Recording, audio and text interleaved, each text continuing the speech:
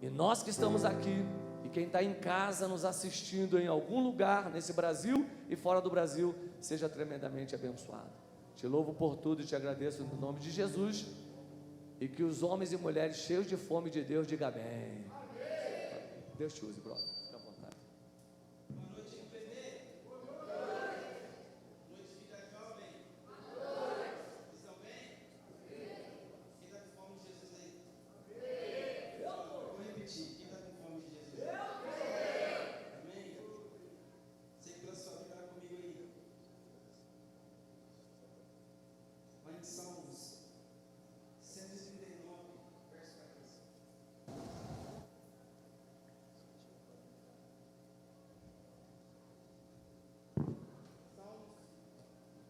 139, verso 14. Amém? Todos acharam? Diz assim: graças te dou, visto que por modo assombrosamente maravilhoso me formaste. As tuas obras são admiráveis, e a minha alma sabe muito bem. Os meus ossos não te foram encobertos, quando no oculto fui formado, e entretecido, como nas profundezas da terra. Os teus olhos me viram a substância ainda informe, e no teu livro foram escritos todos os dias, e cada um deles foi escrito e determinado, quando nenhum deles ainda havia. Quão preciosos para mim, ó Deus, são os teus pensamentos, e como é grande a soma deles. Se contaste, excedem os grãos da areia. Contaria, e sem jamais chegar ao fim. Feche sua Bíblia e abaixe sua cabeça. Pai, nós te louvamos. Nós te louvamos porque sabemos que o Senhor é bom. Nós te louvamos porque sabemos que a sua bondade, a sua misericórdia dura para sempre. Obrigado, Pai, porque o Senhor um dia decidiu nos amar. O Senhor nos escolheu, nós não tínhamos nada para te oferecer, mas o Senhor escolheu amar. Obrigado, Jesus, porque Tu és o caminho, a verdade e a vida. Obrigado, Jesus, porque Tu és o pão vivo. Obrigado, Jesus, porque Tu és o Cordeiro de Deus que tira o pecado do mundo. Obrigado, Jesus, porque há 2000 anos atrás, Você foi pregado no madeiro em nosso lugar, nos deu vida juntamente contigo. Obrigado, Espírito Santo, porque o Senhor nos dá vida. Obrigado, Espírito Santo, porque através de Você nós temos a revelação de quem é Jesus. Obrigado, Espírito Santo, porque através de Você podemos chamar Deus de Abba. Obrigado, Espírito Santo, porque quando estamos com Você, nada é igual, Pai, tudo é diferente, porque o Senhor nos impulsiona a ser melhor, o Senhor nos impulsiona a querer mais de Ti. Obrigado, amigo Espírito Santo, fala conosco, mova neste lugar conforme a Sua vontade. E é o que eu te agradeço, em nome de Jesus. Quando o pastor veio falar comigo sobre a conferência, e aí eu fui ver o tema, revision, e significa revisão. E quando eu fui ver o tema, eu pedi para o Espírito Santo, fala comigo, o que você quer falar com a juventude? E a gente anda ministrando em alguns lugares pela juventude. E ele falou: filho, eu não quero te trazer nada de novo, mas eu quero trazer algo que eu trouxe para você há um tempo atrás. E eu falei: pai, mas revisão, só pode ter revisão quem está desgastado. Porque um carro vai para revisão quando o carro rodou demais. E eu falei: cara, nós também precisamos de revisão. Por quê? Porque quantas vezes nós entramos na igreja, saímos da igreja, passa ano e passa ano, a gente continua a mesma pessoa que parece há 10 anos atrás. Aí o Espírito falou assim comigo: filho, assim como o carro precisa ir na revisão para deixar que ele ande e rode um pouco melhor, assim são os meus filhos, eles precisam sempre estar sendo revisados na mente, no coração, através da minha palavra e do meu evangelho. Eu fui para o quarto ontem eu estava muito aflito, eu fui para o trabalho, e Deus colocando algo no meu coração, e eu lutando com isso, porque eu queria pregar outra coisa, e eu falei: não, Deus, não. Eu fui para o quarto, quando cheguei em casa, falei para minha esposa: não me chama, que eu preciso tirar um tempo com Deus. E ele me trouxe essa mensagem. Talvez você já ouviu essa mensagem. Salmo 139. Aqui Davi está dizendo: olha, Deus escolheu vocês antes de você nascer. E sabe de uma coisa?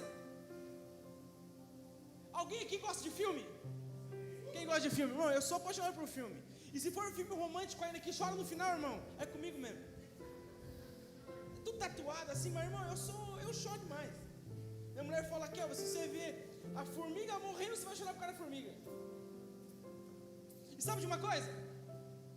Eu tenho um autor que para mim é o melhor autor, tanto de livro quanto de filme. Nicholas Sparks. Alguém já ouviu falar no Nicholas Sparks? Bom, para mim ele é o top. Para mim ele não é mais um autor, ele não é mais algo, ele é um tipo de. Quando eu vejo que é um livro que Nicholas Sparks lançou, eu nem preciso ler a sinopse, eu nem preciso ler o resumo, porque eu sei que o livro vai ser bom. Mesma coisa assim é com o filme. Quando eu vejo que é um filme de Nicholas Sparks, eu falei, cara, não preciso nem ler, porque eu sei que o final vai ser bom. Por quê? Porque eu confio tanto no Nicholas Sparks, naquilo que ele tem, que eu sei que todo livro dele vai ser bom e todo filme vai ser bom. Esse tempo atrás eu estava conversando com a minha esposa, eu falei, tá precisando livro e filme tipo Nicholas Sparks. Não tem mais. Eu fui assistir um filme e, cara, eu falei, cara, esse filme é igualzinho o Nicholas Sparks. Eu fui ver quem tinha feito, não era ele. Eu falei, amor, falta filme tipo Nicholas Sparks, falta livro tipo Nicholas Sparks. E de repente o Espírito Santo falou comigo, pum, falou, filho, você já percebeu como você confia demais no Nicholas Sparks? Você percebeu como você não precisa nem ler a sinopse do livro, você sabe que você vai comprar o livro porque o livro é bom. Você percebeu o quanto você confia na obra que ele tem, na obra que ele fez? Ah, filho, como eu queria que os meus filhos confiassem na história que eu escrevi para eles, como você confia em Nicholas Sparks. Eu falei, nossa, Jesus. Eu fui pro quarto e comecei a escrever. E falei assim, coloca aí tudo que eu quero mostrar para a juventude e para as pessoas. Vou te falar uma coisa, querido. Existe um autor que ele não faz nada de segunda. Existe um autor que tudo que ele faz de primeira, porque tudo que ele faz se diz respeito em quem ele é. Esse autor se chama Deus. Ele escreveu a sua história, ele sabe aonde você consegue, ele sabe até quando você consegue permanecer, ele sabe o que ele pode dar de melhor para você. Por quê? Porque esse autor não existe erro, esse autor não existe falha, e a Bíblia diz que ele escreveu a minha e a sua história antes de nascermos. Deixa eu te falar uma coisa, a sua vida não vai permanecer a mesma. Quando você compreendeu o autor que escreveu a sua história, ele não muda, ele é o mesmo ontem, ele é o mesmo hoje, ele é o mesmo eternamente. E se ele escreveu a sua história, eu já sei o final da sua história é final feliz, é final de governo, é final que vai reinar em vida.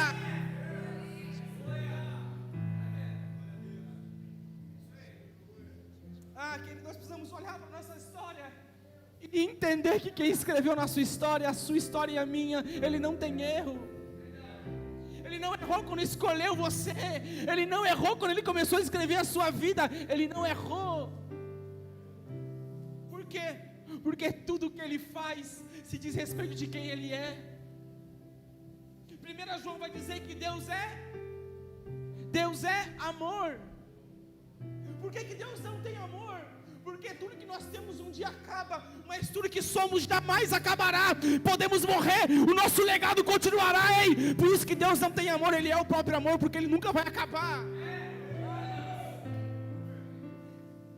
Nós precisamos mudar nossa mentalidade e olhar para Deus de um olhar de pai, de um amigo. Mas Kelvin, você não sabe a minha história.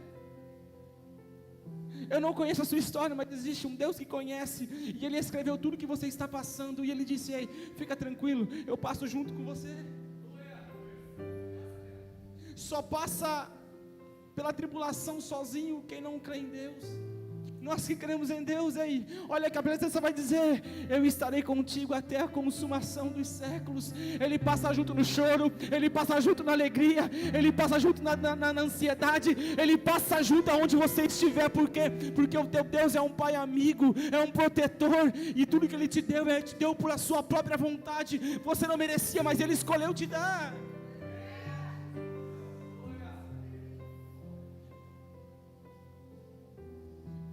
Nós precisamos olhar para a nossa vida com a ótica do céu. O tema da mensagem é: a minha vida segundo a ótica do céu. Guarde isso.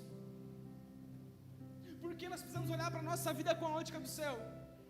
Irmão, eu sou jovem, eu sei como funcionam as faculdades, eu sei como funcionam as escolas, e diariamente eu recebo no meu Instagram: eu não consigo falar de Jesus na escola, porque parece que é um ambiente tão pesado. É porque a escola não foi preparada ainda para que um jovem cheio de Deus pudesse falar. Por quê? Porque as pessoas se levantam contra isso. Porque as faculdades pregam que você não precisa de igreja. Só que deixa eu te falar uma coisa: o autor da sua vida já escolheu você por um motivo. Não é somente para que você venha para a igreja, mas é para que você seja a igreja onde você está. A ótica de Deus não é que você venha somente no sábado, no domingo, na segunda-feira, na conferência. Mas a ótica de Deus é: você vai ser igreja, você vai ser uma labareda de fogo aonde você pisar. Você vai ser um tipo de... Nós precisamos olhar para a nossa vida com essa ótica. E a primeira coisa que eu quero falar com você é: quem é você? Quem é você? Nós temos um sério problema. A minha geração hoje não sabe quem ela é em Cristo. Ela não sabe o que ela tem em Cristo. Ela não sabe o que o Cristo deu para ela. A igreja entende a salvação, mas não sabe que a salvação te fez reinar com Jesus. Nós não vamos reinar no céu, nós vamos reinar na terra, irmão. O problema é que nós pregamos a metade da salvação, só que existe algo mais.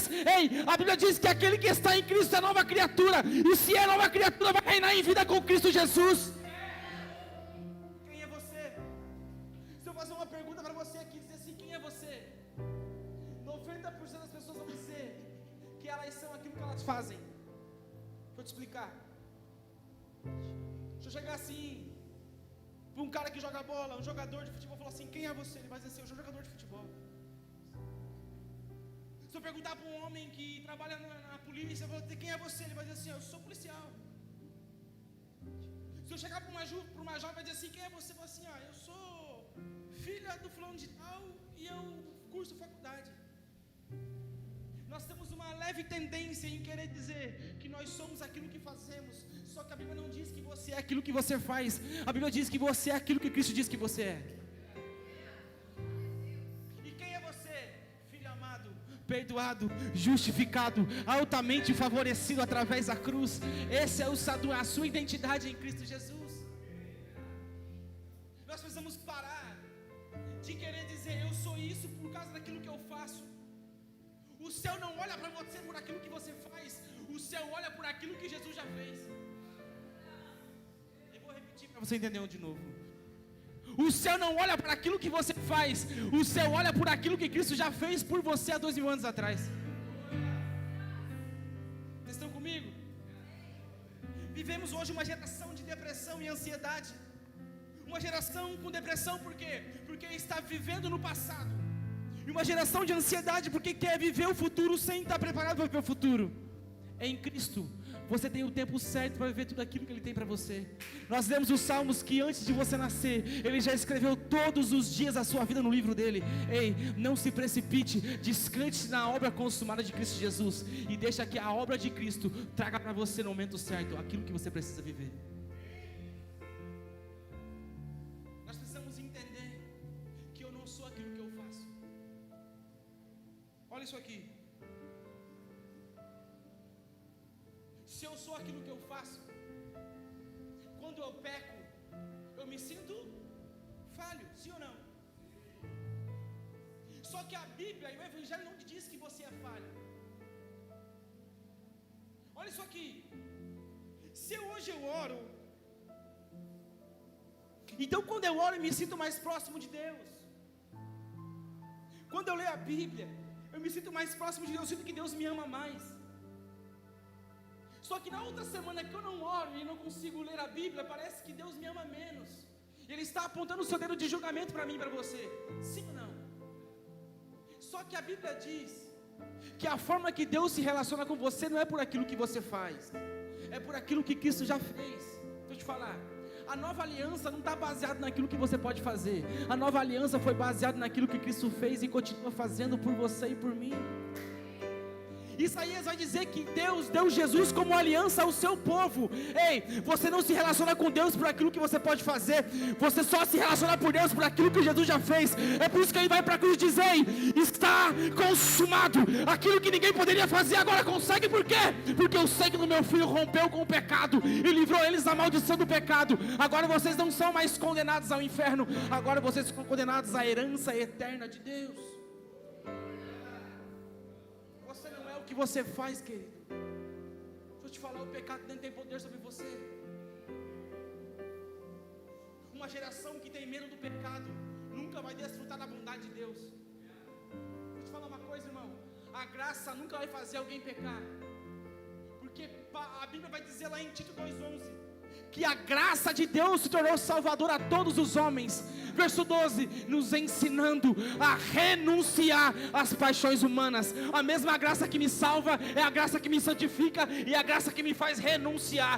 A graça de Deus é o poder de você fazendo renunciar às vontades do mundo e viver as vontades de Deus para viver as vontades de Deus que te traz alegria, paz. Essa é a graça genuína. A graça nunca vai fazer você viver no pecado. Então, em nome de Jesus, jovem, eu sei como é difícil. Parece que hoje você acerta, amanhã você cai de novo, e parece que você desanima tudo aquilo que você fez ontem. Vou te falar, a Bíblia diz que Deus não imputa pecado para os justos. Eu vou repetir. A Bíblia diz que Deus não imputa pecado para os justos. O seu erro de hoje não pode mudar quem Deus te viu amanhã. Vou repetir, irmão. O seu erro de hoje não pode mudar quem Deus te viu amanhã. Ele continua vendo você como filho, como herdeiro, como amado. O seu erro não pode mudar o coração de Deus para você.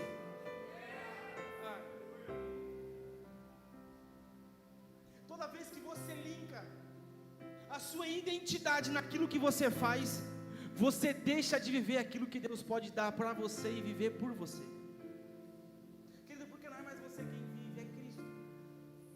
O problema é, nós queremos viver um evangelho que nós não temos a capacidade de viver. É impossível. Se Cristo não estiver em você, Ele vai viver a vida que Ele merece. Não é pelo seu esforço, é pela bondade e pela graça de Deus. Sabe por quê? Porque não pode ver o Kelvin em Jesus, cara. Ou é Kelvin que vive, ou é Jesus que vive em mim. Então, em nome de Jesus, para de lutar com as suas próprias forças, decida morrer na área que você não conseguiu morrer, e fala: Jesus, nasce nessa área, viva por mim aquilo que eu não consigo viver. Tem uma música, Ministério Zoe: nunca foi sobre nós, nem sobre o que podemos fazer, é tudo sobre você, tudo para você, Jesus. Não é sobre eu e você, cara, é sobre o Filho amado de Deus. Ele te escolheu antes da fundação do mundo. Então para de linkar a sua identidade naquilo que você faz, porque enquanto você linka a tua identidade no mundo natural, você nunca desfrutará do mundo espiritual. Toda vez que você coloca a sua mente e as suas vontades no mundo natural, você nunca vai desfrutar da bondade, da graça e do mundo espiritual. Por quê? Porque o homem que vive no mundo natural nunca vai conseguir acessar as coisas do mundo espiritual. E Deus não te chamou para você andar no mundo natural, Deus te chamou para você andar no mundo espiritual. Você não anda por aquilo que vê, você anda por aquilo que crê. Essa é a vontade do Pai. Mas pastor, por que muita gente não consegue viver isso? porque continua acreditando naquilo que Satanás diz. Você não pode, você não consegue, você é maldito, você é sujo. E Deus está dizendo assim: não, não, não, você já foi limpo, você já é abençoado, você já não está mais condenado, você agora vai andar em vida. Só que é muito mais fácil ouvir aquilo que o diabo diz do que aquilo que Cristo fala. Primeira coisa, você precisa mudar a sua mentalidade. Porque enquanto você muda a sua mentalidade, você desfruta daquilo que Deus já te deu. Olha isso aqui. Nós fazemos essa oração: Pai, eu preciso de um carro novo. Pai, eu preciso de um trabalho novo. Pai, eu preciso de uma finança melhor. Ele diz: filho, você está orando por quê? Porque você está pedindo algo que eu já te dei. Porque ele vai dizer lá em Efésios 1:3 que ele nos predestinou nele, desde a fundação do mundo, e nos abençoou nas regiões celestiais. Para de pedir aquilo que já é teu. Muda a mentalidade. Porque quem vive no mundo natural vive pedindo, mas quem vive no mundo espiritual só recebe e pega daquilo que o Pai já deu. Vocês estão comigo? Vocês estão comigo? A sua conduta está ligada em como você se vê. Irmão, 90% dos crentes não conseguem ver Deus como Pai. Por quê? Porque não se sente amado. A gente ministra para jovens. 90% de jovens não conseguem desfrutar de um relacionamento bom, saudável. Por quê? Porque não tiveram um carinho de um pai ou de uma mãe. Só que quando eu vou sentar para conversar com eles, eu e minha esposa, nós vemos que o que falta é entendimento que Deus já é o Pai deles. E quem entende que tem um Pai celestial, irmão, um Pai natural muitas vezes não vai fazer falta, porque ele sabe que o Pai maior é o Pai eterno. Então a forma que você se vê é a forma que você anda em vida. Se eu me acho que eu sou um condenado, eu vou andar como um condenado. Se eu me acho que eu estou devendo algo para Deus, eu vou andar como algo devendo para Deus. Olha se não é assim que nós conhecemos algumas pessoas. Hoje eu acertei, então eu posso entrar no quarto porque o Pai vai me ouvir. Mas amanhã eu acabei errando, então eu não vou no quarto porque eu estou com medo do Pai me julgar. E a minha pergunta é, lá em Gênesis, quando Adão erra, Deus desceu ou não desceu? Então não é o pecado que nos afasta de Deus, é o pecado que me faz ter a identidade, dizendo assim, ó, você não pode chegar perto porque Ele é muito santo para você. Só que a Bíblia diz que quando Adão pecou, ele se esconde, e Deus desceu para falar com Adão, e não foi Deus que correu de Adão, foi Adão que correu de Deus. O pecado faz que você corra de Deus, mas na verdade a graça faz para que você corra para Deus, dizendo assim: Deus, eu errei, mas eu sei que a sua misericórdia pode transformar a minha vida e o meu caráter. Então não corra de Deus quando você erra, corra para Deus. Amém? Você não é aquilo que você está vivendo, você é aquilo que Deus já disse que você é. Amém? E quem você é? Filho de Deus, amado, perdoado e justificado. É isso que a Bíblia diz. Eu sou o que a Bíblia diz que eu sou. Eu posso o que a Bíblia diz que eu posso. E eu tenho o que a Bíblia diz que eu tenho. Olha isso aqui. Provérbios 23:7 vai dizer assim, ó: como o homem imagina na sua alma, assim ele é. Como o homem imagina na sua alma, assim ele é. Sabe qual é a estratégia do diabo? É que você venha para a igreja, mas continue com a mentalidade de um filho não herdeiro, mas de um escravo. Tem muita gente dentro da igreja, jovens, escravos pelo pecado, porque não entenderam que são herdeiros de Deus ainda.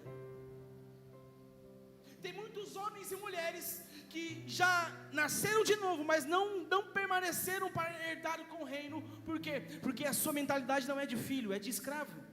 E escravo nunca vai chegar perto do rei e dizer assim: ô rei, me dá algo aí. Mas o filho pode entrar em casa, tirar o tênis, abrir a geladeira e dizer assim: eu estou na casa do meu pai, e aquilo que eu fiz hoje não vai mudar o amor e o olhar do meu pai para mim. Então, irmão, você precisa mudar a sua forma de ver a sua vida. Você era um pecador, agora você é a justiça de Deus em Cristo Jesus. Mas Kelvin, eu sou um pozinho, irmão. Você acha mesmo que se nós fôssemos um pozinho, ele morreria na cruz? Sabe o que ele faz com o pozinho? Ele pega uma vassoura e limpa. Se Ele morreu na cruz por você, é porque você tem muito valor para Ele. Ele decidiu te amar, você não precisava, você não tinha nada para dar para Ele, mas Ele decidiu te amar. Então você não é um pozinho. Se Ele foi para a cruz é porque Ele sabia que um dia você ia entender aquilo que Ele fez por você, e você ia começar a reinar em vida, andar como um filho de Deus, andar como um sacerdote, andar como aquele homem e mulher que tem autoridade diante do céu, e aonde ele pisa, não é mais ele pisando, mas é o próprio Cristo pisando ali, e aonde ele chega, o ambiente pode estar de tristeza, de depressão, de ansiedade, mas quando ele chega, o céu chega junto, a graça chega junto, a bondade chega junto, porque você é como Ele é. Amém? Olha isso aqui. Quem foi que disse que melhor é dar do que receber? Jesus, concorda comigo? Jesus disse: é melhor dar do que receber.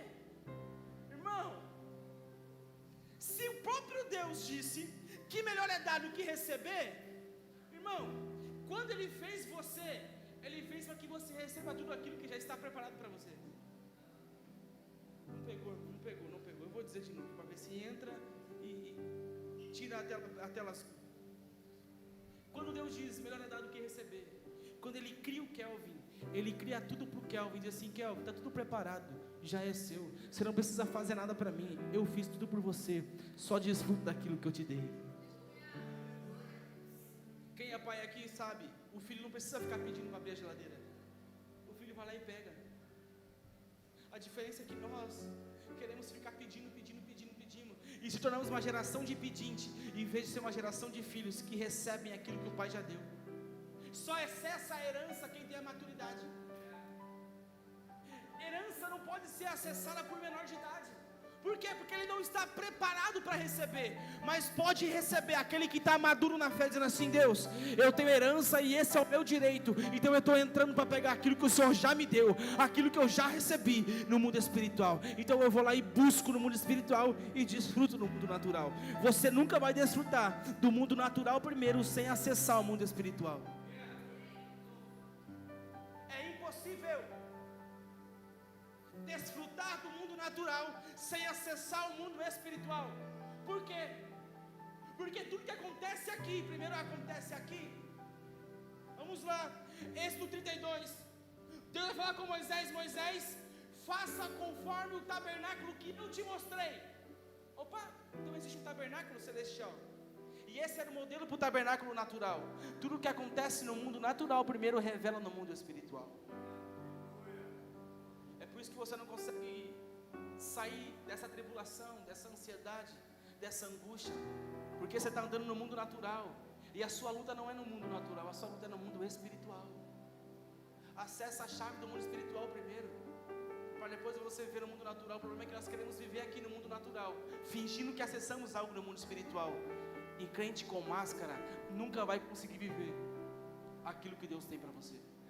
Deus primeiro vai arrancar sua máscara, para dizer assim: agora você é o meu filho, eu te conheço de roupa ou sem roupa, com o teu pecado e o seu teu pecado, mas o seu pecado não muda o jeito que eu te olho. Eu continuo te amando e dizendo: ei, você já foi perdoado, você já foi lavado, você já foi redimido, vem comigo, recebe tudo aquilo que eu tenho para você.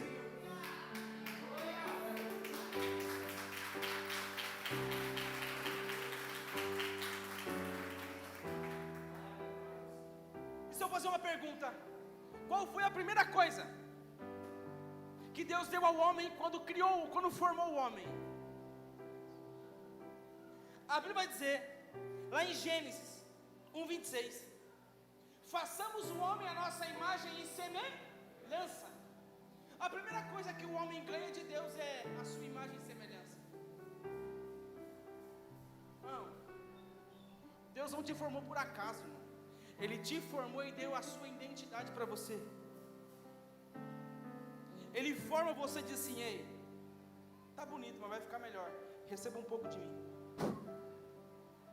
Porque olha que a Bíblia diz que Deus formou o homem do pó e soprou em suas narinas o fôlego de vida, Zoe, vida de Deus. Quando Deus forma o homem, ele recebe a vida de Deus. Ei, em você não existe uma vida natural, existe uma vida espiritual, que é a própria vida de Deus em você.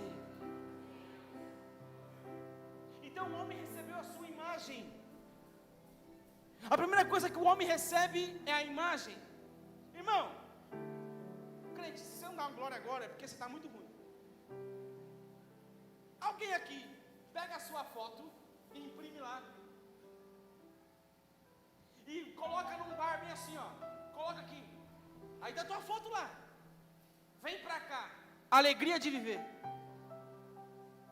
Alguém pega a sua foto e coloca num prostíbulo e diz assim, ó, vem cá, aqui é a realidade. Não, irmão, por quê?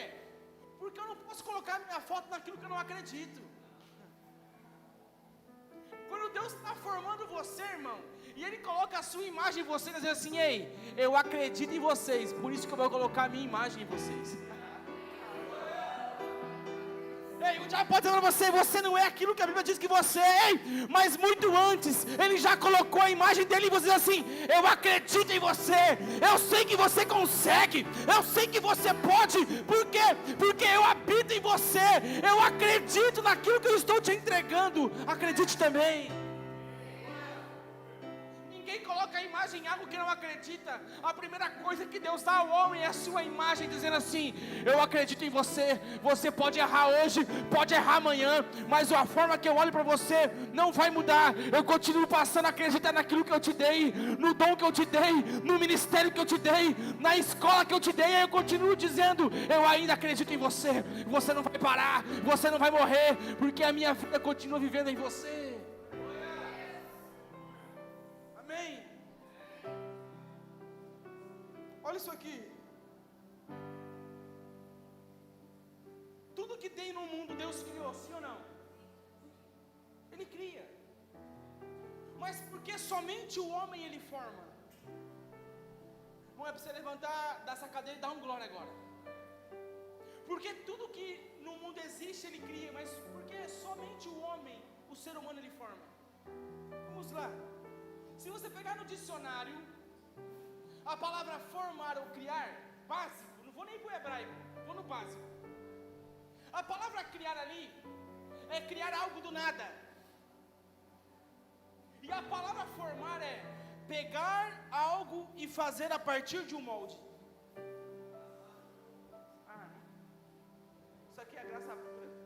Quando Ele está formando o homem, Ele não cria, Ele forma. Sabe quem é o forma? A forma para o homem? Próprio Deus.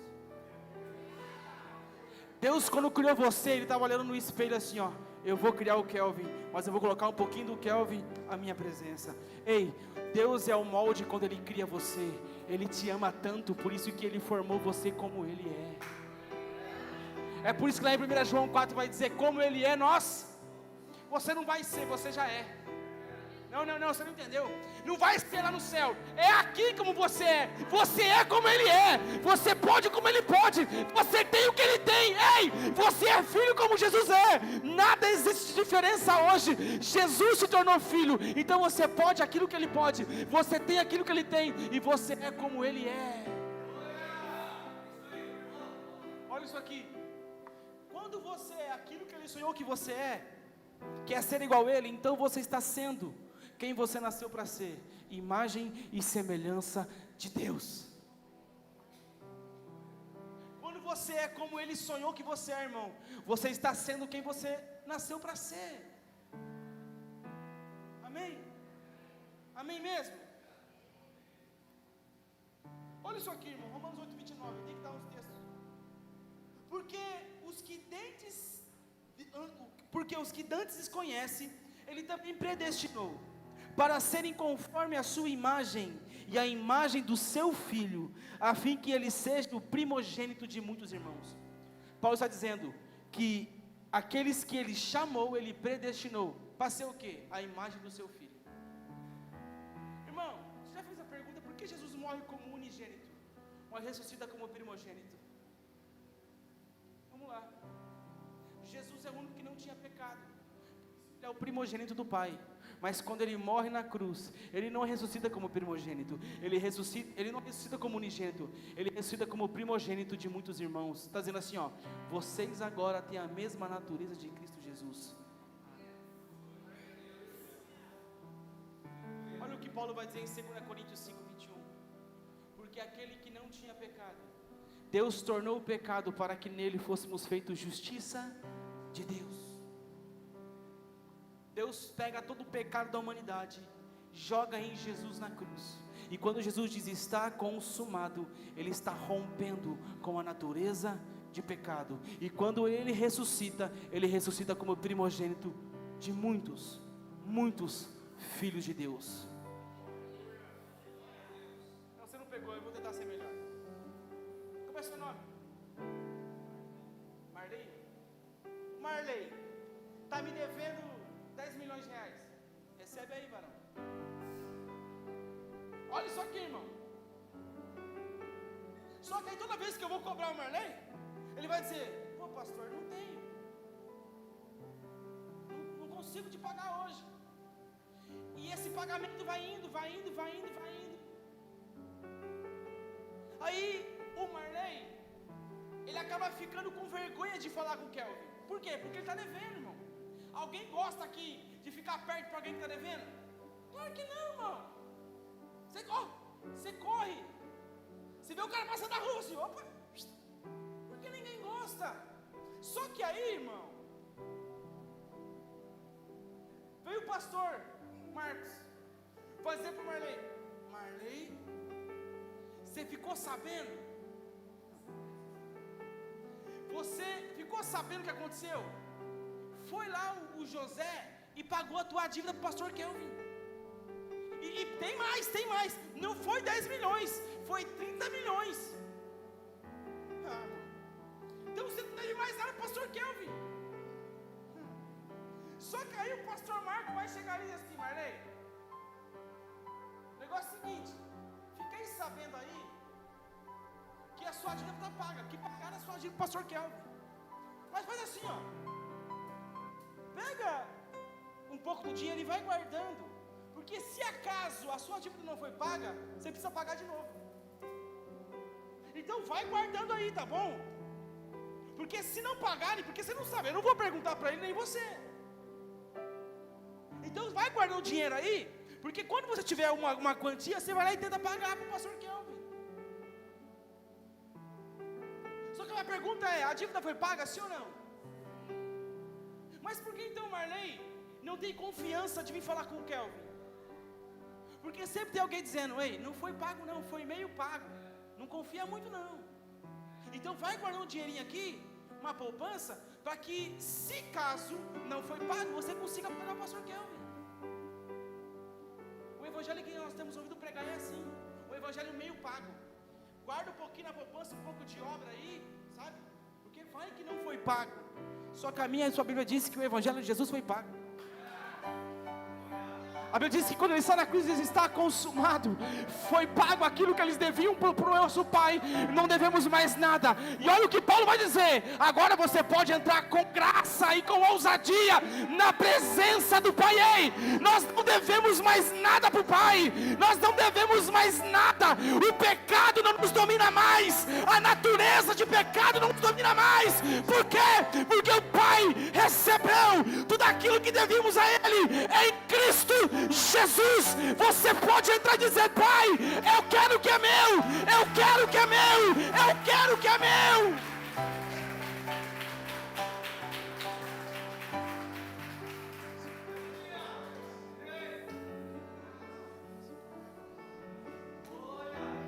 Ah, irmãos, estou acabando. Alguém conhece aqui o Steve Jobs? Sabe, né? Eu já conheci ele, irmão. Só pela internet. Mas todo mundo sabe quem ele é. E também todo mundo sabe o que ele já fez. Ele revolucionou a tecnologia. Sim ou não? Vamos lá. O iPhone foi uma revolução da tecnologia. Olha só aqui, irmão. Se eu pegar, dá um celular aí, não é um iPhone, né, mas pastor. Se eu pegar esse iPhone e dizer para ele: voa, ele vai voar? Se eu pegar esse celular e dizer assim, celular, faça uma comida, ele vai fazer comida? Por quê? Porque ele não foi preparado para isso. A sua funcionalidade não foi para voar. A funcionalidade do celular foi feita para quê? Para conversar, para interagir. Então não tem nexo eu chegar aqui e dizer, iPhone, voa. Vai dar ruim, irmão. Ele vai cair e vai estragar. Sim ou não? O Steve Jobs sabia que esse iPhone não tinha asa para voar. Por quê? Porque foi ele que fabricou. O Steve Jobs sabia que esse iPhone não tinha capacidade de cozinhar. Por quê? Porque foi ele que fabricou. Quando Deus fala para você ir para tal lugar, Ele sabe que você tem a capacidade de ir. Por quê? Porque foi Ele que fabricou você. Não. Quando Ele diz, filho, vai lá na rua e ora por aquela mulher. Não, Deus, pode ir porque eu sei que você tem capacidade, porque fui eu que te fabriquei. E o fabricante sabe até onde você consegue ir, irmão. Pega essa senha. Se Ele mandou você ir, vai, porque Ele sabe que você tem a capacidade. Foi Ele que fez você. Ele colocou alguns aplicativos que pode fazer que você acesse o mundo espiritual. Então quando Deus pede algo para você, irmão, pensa duas vezes para dizer não. Porque se Ele está pedindo, Ele sabe que você consegue. Olha isso aqui. Estava no meu trabalho. O Espírito Santo é meio louco, irmão. Eu tenho uns trecos com ele. Aí estava no meu trabalho. Não levei almoço. Minha esposa sempre fala, leva almoço. Eu falei, não, hoje não. Aí, irmão, fui ver a carteira, tinha 10 anos. 10 anos.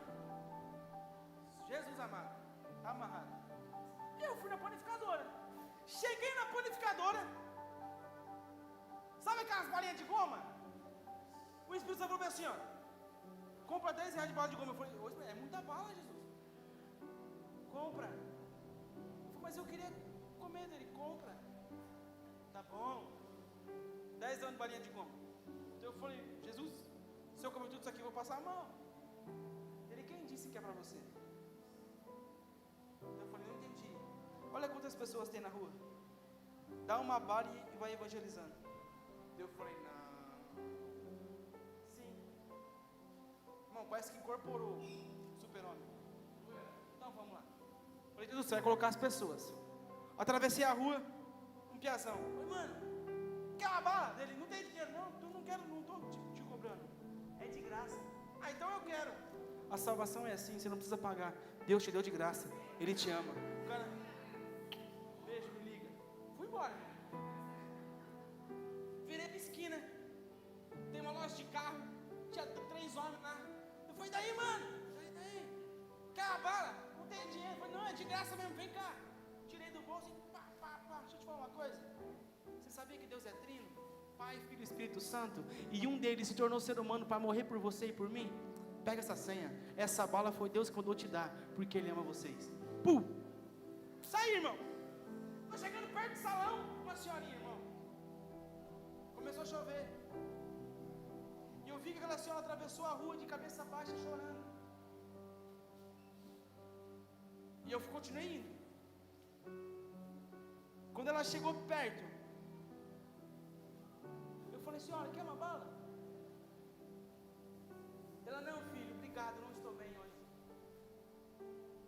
Eu falei, agora eu entendi, Espírito Santo. Eu falei, o que está acontecendo? Ela, não tenho nada, não tenho dinheiro para comer. Deixei os meus netos em casa, não tenho nada. Eu falei, você tem tudo e não sabe. Deixa eu te falar uma coisa. Essa bala aqui, Deus mandou comprar somente para falar com você. Ele te ama e começou. Comecei a falar. Pá. Ela falou assim, filho, eu não sabia o que eu ia fazer essa noite, porque eu já não aguento mais essa vida que eu estava vivendo. Eu falei, ei, ainda existe vida. Eis que faço nova todas as coisas. Eu peguei aquela senhora, nós por ela. Um outro homem que trabalha comigo, ele também é pastor, nós oramos por ela, eu falei, vem aqui. Eu não tinha mais dinheiro, irmão, mas eu fiz todo mundo dar dinheiro para aquela senhora. Eu falei, vai com Deus, Deus te ama, e Ele fez tudo isso para te mostrar que Ele cuida de você, Ele cuida da sua família. Irmão, deixa eu te falar uma coisa, quando Deus manda você ir, é porque existe alguém precisando ouvir aquilo que você carrega. Nunca diga não para aquilo que Deus mandou você fazer, porque talvez alguém que precisa ouvir as boas novas do Evangelho é através de você. E quando você diz, não Deus, eu não posso, Ele diz, pode sim filho, porque fui eu que te fabriquei, e se fabriquei você, eu te dei autoridade, te dei a minha imagem, te dei unção, para que você mude o ambiente onde você está.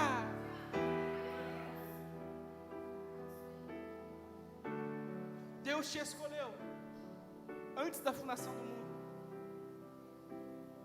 Olha isso aqui, Efésios 1:3, que Deus escolheu nele antes da fundação do mundo. João 15:16, vocês não me escolheram, mas eu vos escolhi. 1 Tessalonicenses 1:4, sabemos, irmãos, amado de Deus, que Deus nos escolheu. Ei, Jeremias capítulo 1 versículo 5 vai dizer, Jeremias, antes de formar você no ventre, eu já escolhi você como profeta às nações. Deus nos escolheu para viver algo grande com Ele.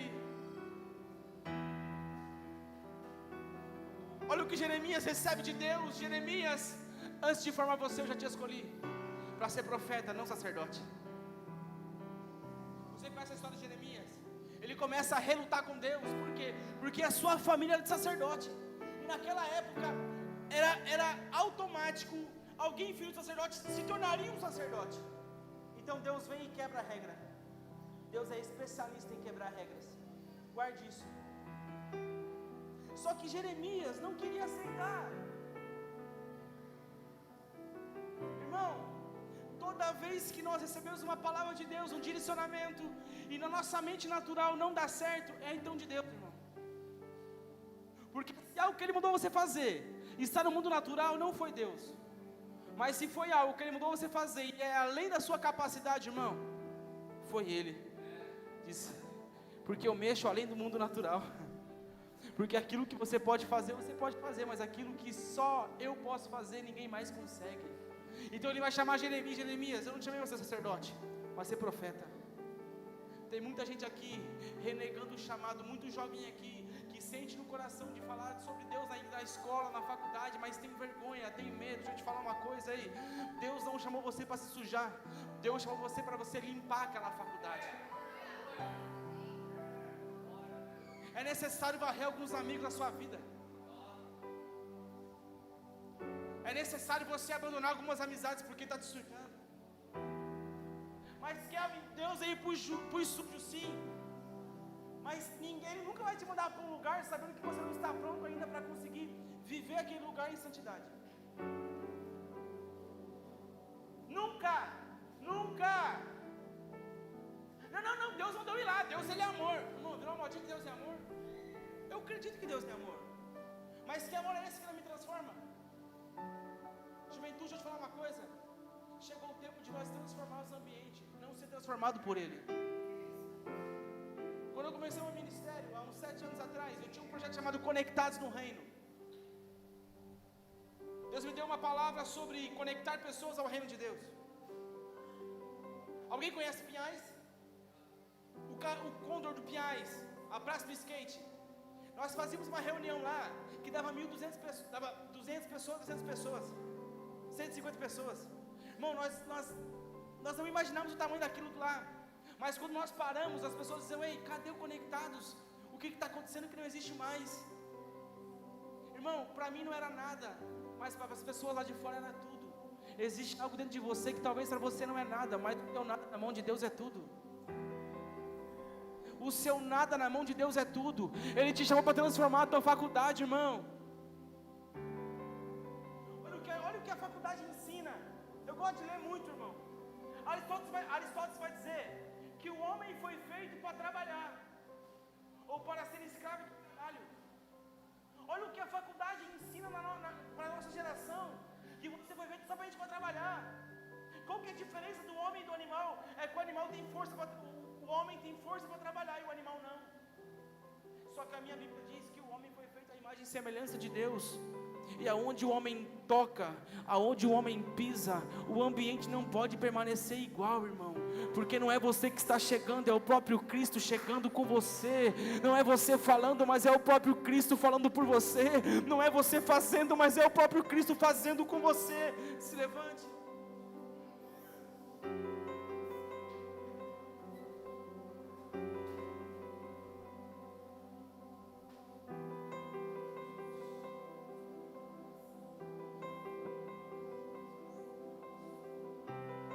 Eu vim aqui hoje com um propósito, meu coração queimando. Eu quero orar pelos jovens.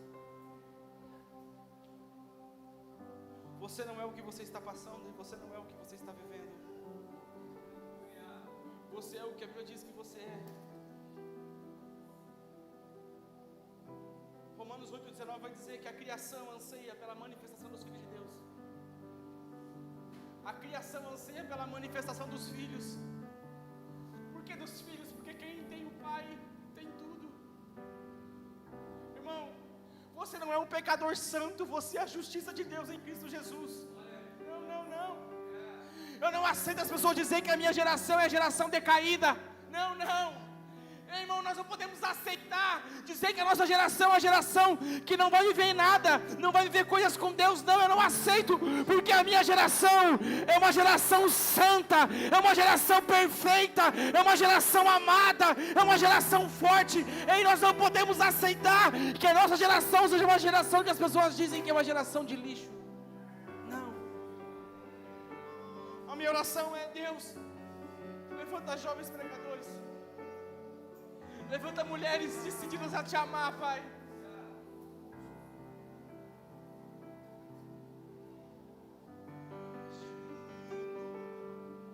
Vamos adorar um pouquinho?